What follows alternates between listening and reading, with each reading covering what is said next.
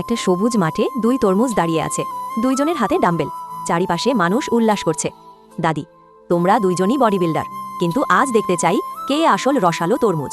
বাংলাদেশের তরমুজ, আমি ব্যায়াম করেই রস তৈরি করি।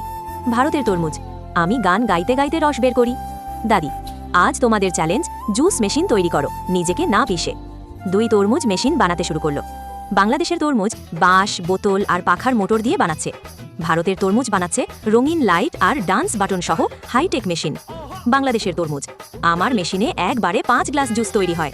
ভারতের তরমুজ, আমার মেশিনে জুস না বানালেও ডিস্কো লাইট জ্বলে। দুইজন মেশিন চালু করলো। বাংলাদেশের মেশিন থেকে জুস ছিটকে দাদির মুখে পড়ল। দাদি বলল, উফ, একদম প্রাকৃতিক। বাংলাদেশের তরমুজ গ্লাসে জুস ঢালছে। ভারতের তরমুজ গ্লাসে কনফিটি ঢালছে, বেলুন ফাটে। দাদি হেসে কুটি কুটি, এ তো জুস যুদ্ধ না, কৌতুক যুদ্ধ। বাংলাদেশের তরমুজ, আমার জুসে পটাশিয়াম আছে। ভারতের তরমুজ, আমার জুসে ইমোশন আছে।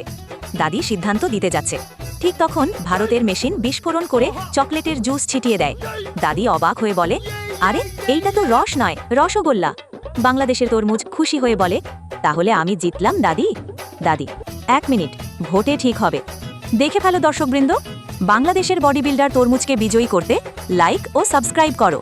ভারতের বডি বিল্ডার তরমুজকে জিতাতে কমেন্ট ও শেয়ার করো।